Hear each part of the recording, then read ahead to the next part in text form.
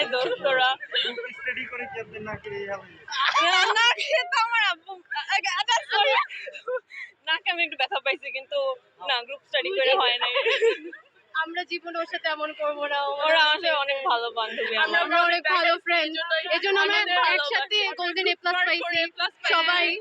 আমরা এত হলের মজার কোনো ঘটনা আছে? এটা তো আমাদের দেখেই বুঝতে পারছেন অনেক বড় বড় একটা উপহার, যেটা 10 বছর অপেক্ষা করেছি আমরা। আর আজকের দিনে এই যে এত বড় উপহারটা পাবো আমি চিন্তা করতে পারিনি, অনেক ভালো লাগতেছে। একটা সন্তানের পেছনে মায়ের কতটা কষ্ট হয় আসলে এই যে লেখাপড়া? মায়ের কষ্ট তো অনেক।